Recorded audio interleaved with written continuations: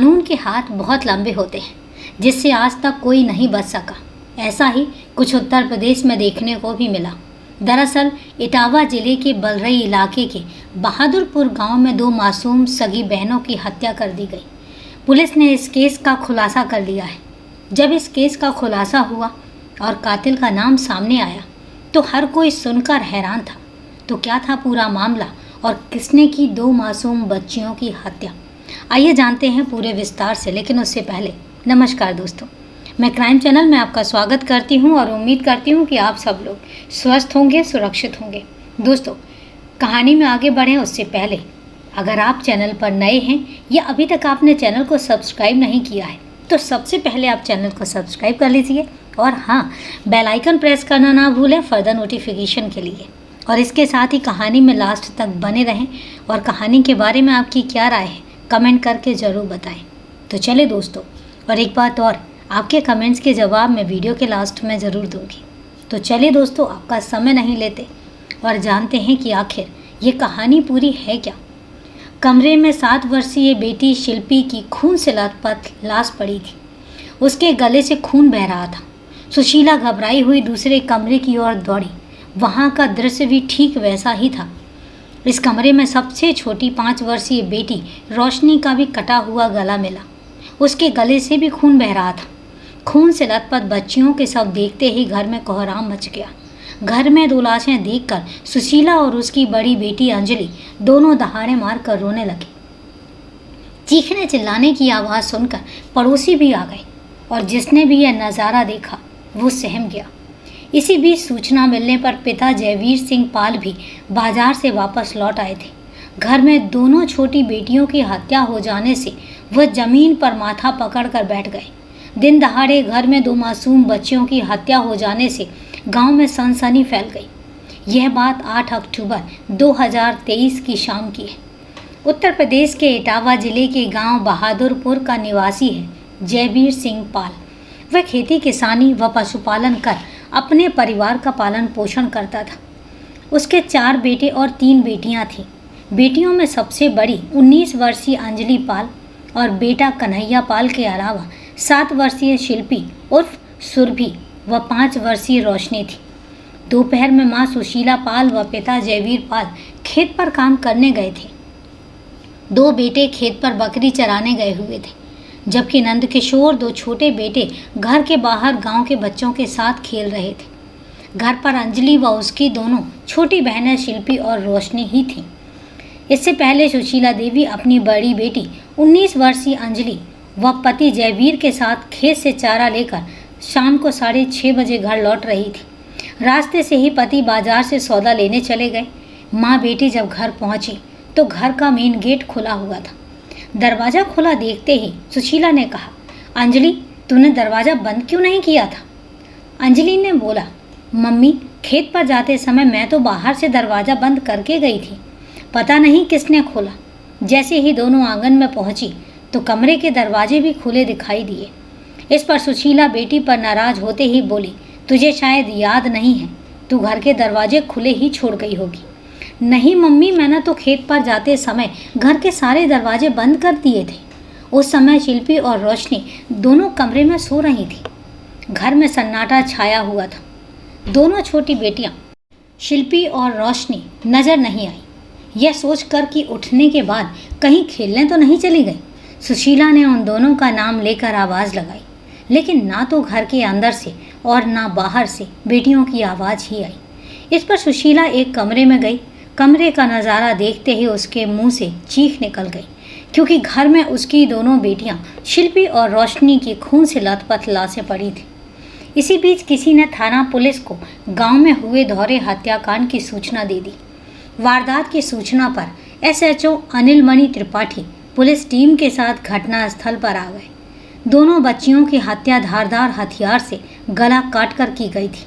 दोनों की हत्या का तरीका एक जैसा ही था।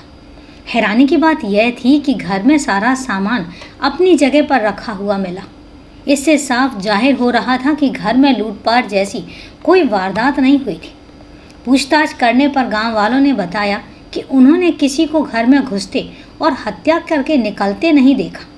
इससे पुलिस को यह अंदेशा हुआ कि किसी ने जयवीर सिंह से दिली रंजिश मानते हुए इस वारदात को अंजाम दिया है। घटना की गंभीरता को भांपते हुए एसएचओ ने विभाग के उच्चाधिकारियों को घटना से अवगत करा दिया। इस पर ASP city Kapil Dev Singh, CO Jaswant नगर अतुल प्रधान, एएसएचओ जसवंत नगर मुकेश कुमार सोलंकी फॉरेंसिक टीम सहित घटना स्थल पर आ गए। पुलिस अधिकारियों ने घटना स्थल का बारीकी से निरीक्षण किया। दोनों बच्चियों की हत्या जिस हथियार से की गई थी वह घटना स्थल पर नहीं मिला। इस संबंध में मृतक बच्चियों के मम्मी पापा से भी पूछताछ की गई। उन्होंने बताया कि वे लोग खेत पर गए हुए थे। घर में सबसे बड़ी बेटी अंजलि के साथ ही दोनों छोटी बेटियां शिल्पी और रोशनी थी। दोनों की देखरेख की जिम्मेदारी अंजलि पर थी, जबकि चारों बेटे घर के बाहर थे। लेकिन घटना से कुछ देर पहले अंजलि खेत से चारा लेने चली गई थी और इसके बाद ही किसी ने बच्चियों को अकेला देखकर उनकी हत्या कर दी। पिता जयवीर ने बताया कि उनकी किसी से रंजिश नहीं है, फिर भी उनकी मासूम बेटियों की हत्या किसने और क्यों की, कुछ समझ नहीं आ रहा था। रात में ही आईजी जोन कानपुर क्षेत्र प्रशांत कुमार गांव पहुंचे और घर वालों से घटना की जानकारी ली। पुलिस पूछताछ में अंजलि ने बताया कि उसके खेत पर जाने के 1-1.5 घंटे के अंदर ही घटना घटित हो गई है। वह अपनी दोनों छोटी बहनों को घर पर सोता हुआ छोड़कर गई थी, लेकिन खेत से चारा लेकर मां के साथ लौटकर आई तो दोनों बहनें मृत मिली। अंजलि के बयान पर यकीन किया जाए तो दोहरे हत्याकांड को उसके पीठ फेरते ही लगभग 1-पौने घंटे के अंदर अंजाम दिया गया था।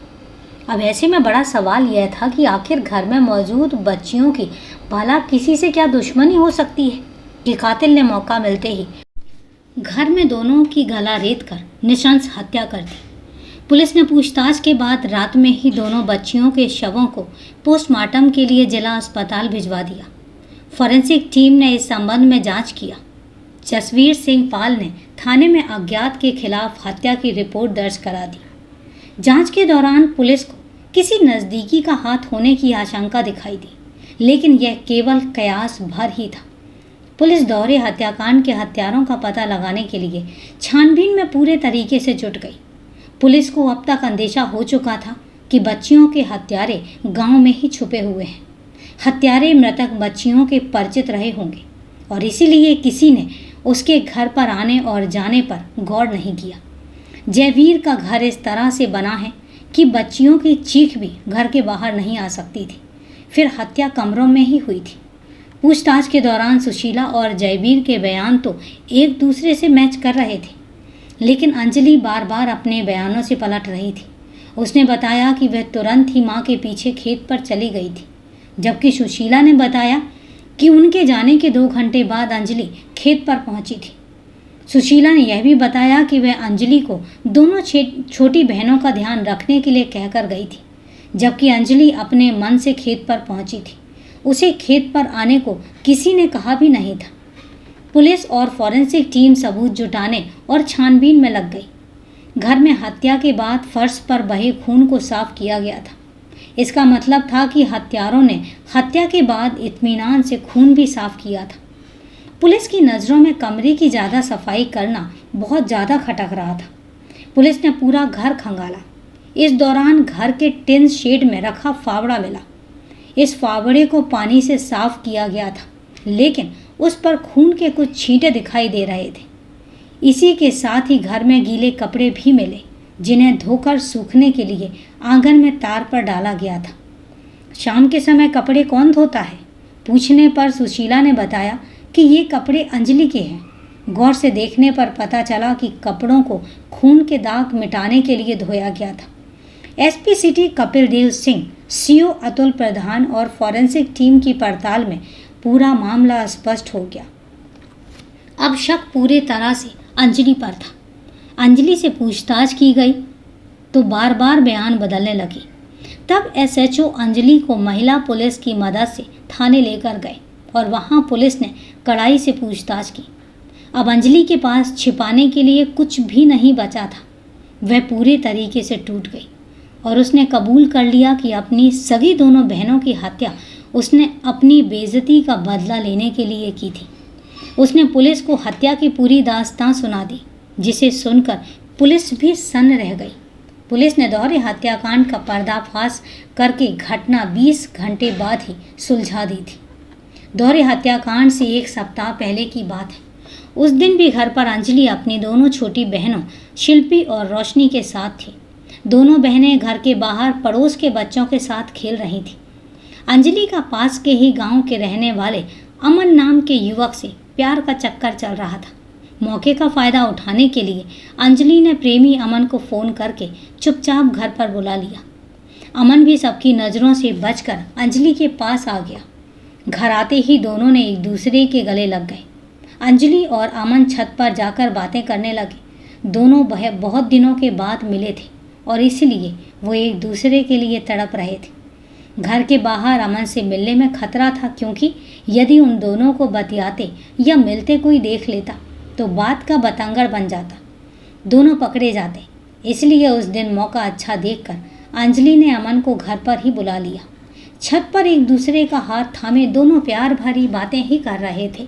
शारीरिक स्पर्श से दोनों उत्तेजित हो गए और उसी समय अमन ने अंजलि को अपने सीने से लगा लिया और फिर दोनों ही अपना नियंत्रण खोकर एक दूसरे में समा गए। इस बात का पता उन्हें तब चला जब खेलते खेलते दोनों छोटी बहनें पता नहीं कब छत पर आ गईं।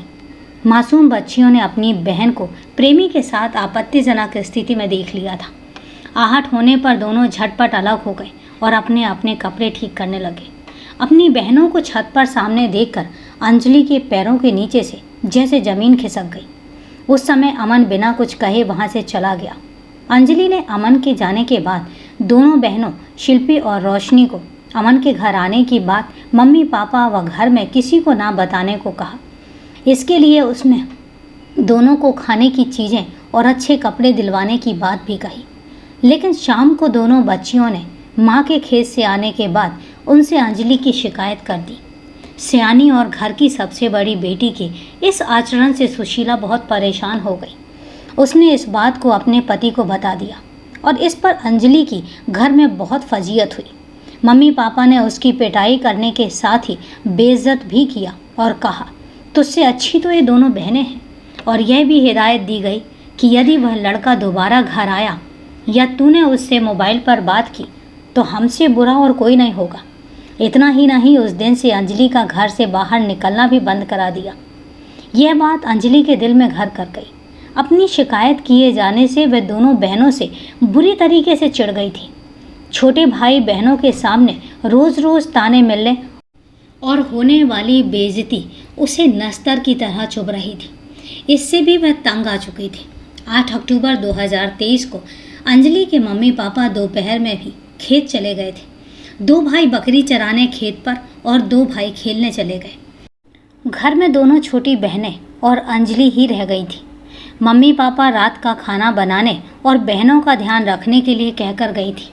जब से छोटी बहनों ने अंजलि की शिकायत मम्मी पापा से की थी, उसे बहनों पर बहुत गुस्सा आता था, लेकिन वह उसे खून के घूंट की तरह पी जाती थी। उस दिन खाना बनाने के बाद जब वह किचन से बाहर निकली तो दोनों बहनें अलग अलग कमरों में बैठी थीं। अंजलि ने दोनों को आवाज़ देकर अपने पास बुलाया, लेकिन कोई भी बहन उसके पास नहीं आई। बार बार पुकारने पर भी दोनों कुछ नहीं बोल रही थी। गुस्सा तो पहले से ही था। उसकी बात अनसुनी करने पर अंजलि का पारा हाई हो गया और इसके बाद प्यार में अंधी अंजलि ने दोनों को मारने की साजिश रच डाली।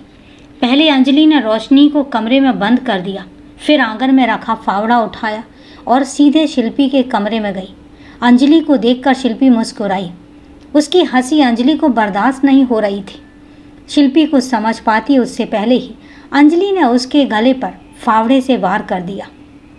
एक ही वार में वह जमीन पर गिर गई और तड़पने लगी। उसके शरीर से खून का फव्वारा फूट पड़ा।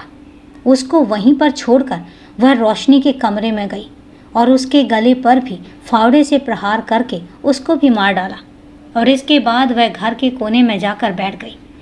जब उसे इत्मीनान हो गया कि दोनों बहनें मर चुकी हैं, तब सबसे पहले अंजलि ने दोनों के शवों को कमरों में एक कोने में खींचकर रख दिया और इसके बाद दोनों कमरों में फैला खून साफ किया। हत्या करते समय अंजलि के कपड़ों पर भी खून लग गया था। वह कपड़े धोकर सूखने को डाल दिए खून से सने फावड़े को धोकर उसी जगह पर रख दिया जहाँ से फावड़ा उठाया था। इतना सब करने के बाद वह बहनों को देखने गई। दोनों मर चुकी थी। एक गिलास पानी पीने के बाद अंजलि भी खेत पर पहुंच गई। सुशीला अपने पति जयवीर के साथ दोपहर में खेत पर काम करने चली गई थी। खेत पर जाते समय सुशीला ने बेटी अंजलि से कहा था कि शाम की रोटी बना लेना। अंजलि शाम 5:30 बजे खाना बनाकर वारदात को अंजाम देकर खेत पर अपने मम्मी पापा के पास पहुंच गई। अंजलि ने घर से निकलते समय पूरे घर के दरवाजे खोल दिए थे। घर का मुख्य दरवाज़ा भी खुला छोड़ दिया था, जिससे उस पर किसी को शक न जाए। उसे उम्मीद थी कि अपनी बनाई योजना से वह पुलिस की नज़रों से बच जाएगी। अपनी सगी 2 बहनों की हत्या के बाद भी उसके चेहरे पर कोई शिकन नहीं थी। वह हंसते हुए खेत पर पहुंचकर मम्मी के साथ काम करने लगी। माँ ने शिल्पी और रोशनी के बारे में पूछा तो बता दिया कि दोनों खाना खाकर सो रही हैं। खेत पर काम करने के बाद पशुओं के लिए चारा लेकर माँ के साथ वह वापस गांव आ गई। अपने इस दर्द को अंजलि ने फ़ोन से अपने प्रेमी अमन को भी बता दिया था। उसके प्यार के रास्ते में रोड़े अटका रही बहनों को ठिकाने लगाने की योजना बनाई गई। एएसपी ग्रामीण सत्यपाल सिंह ने बताया कि अमन ने दोनों बहनों की हत्या के लिए अंजलि को उकसाया था। तब 8 अक्टूबर को घर में अकेली बहनों की फावड़े से गला काटकर अंजलि ने हत्या कर दी थी। अंजलि को गिरफ्तार करने वाली टीम में एसएचओ अनिल मणि त्रिपाठी, सर्विलांस प्रभारी Ramesh Singh, SOG inspector Tariq Khan, SI Samit Chaudhary शामिल थे। पुलिस ने आला कत्ल, फावड़ा, अंजलि के कपड़े, 2 मोबाइल फ़ोन, बाल्टी आदि को बरामद कर लिया। पुलिस ने अंजलि को 9 अक्टूबर 2023 को इटावा कोर्ट में पेश किया और जहां से उसे जिला जेल भेज दिया गया। 9 अक्टूबर की शाम 5 बजे गमगीन माहौल में दोनों बहनों का अंतिम संस्कार पैतृक निजी जमीन पर किया गया। इस दौरान भारी पुलिस दल और सैकड़ों की संख्या में ग्रामीणों व परिजनों ने भरी आंखों से दोनों बच्चियों को अंतिम विदाई दी। अंतिम संस्कार के समय एसपी सिटी कपिल देव सिंह और सीओ अतुल प्रधान के अलावा जिले के विभिन्न थानों की फोर्स मौजूद रही और इस वारदात के बाद गांव में चर्चाओं का दौरा बना रहा। अंजलि को तो पुलिस ने गिरफ्तार करके जेल भेज दिया। अब पुलिस अंजलि के प्रेमी की सरगर्मी से तलाश में जुटी हुई थी। एसएसपी संजय कुमार वर्मा ने सीओ अतुल प्रधान के नेतृत्व में एक टीम बनाई। पुलिस टीम ने मुखबिर की सूचना पर इस घटना के दूसरे आरोपी व अंजलि के प्रेमी अमन निवासी खाकाबाग थाना बलरई की कोतवाली अंडावली मोड़ के पास से गिरफ्तार कर लिया। एसएसपी संजय कुमार वर्मा ने बताया कि वैज्ञानिक साक्ष्य और अन्य सबूतों के आधार पर निकल कर आया है कि प्रेमी अमन ने हत्या के लिए अंजलि को उकसाया था। पुलिस ने अमन के खिलाफ भारतीय दंड विधान की धारा 302, 115, 120 बी के अंतर्गत मामला दर्ज कर उसे कोर्ट के समक्ष पेश कर 11 अक्टूबर 2023 को जिला जेल भेज दिया। तो दोस्तों, ये थी दिल दहला देने वाली कहानी। किस तरीके से एक बहन ने अपनी ही 2 बहनों को मौत के घाट उतार दिया और सिर्फ इसलिए क्योंकि वो मासूम बहनें अपने माँ बाप को उसकी सच्चाई बता चुकी थी। तो दोस्तों, कहानी को लास्ट तक सुनने के लिए आपका तहे दिल से धन्यवाद। कहानी के बारे में आपकी क्या राय है कमेंट करके ज़रूर बताएं। और आज चूँकि आपके कोई कमेंट्स और मेल नहीं हैं तो इसलिए आज आपके कमेंट्स का जवाब मैं नहीं दे पाऊँगी, लेकिन हाँ, ढेर भर कर मुझे कमेंट्स कीजिए ताकि मैं आपके कमेंट्स के जवाब दे पाऊँ। तो चलिए दोस्तों, कल फिर मिलते हैं क्राइम की एक सच्ची कहानी के साथ। तब तक के लिए सेफ रहें, सुरक्षित रहें और अपना ध्यान रखें। जय हिंद दोस्तों, जय भारत।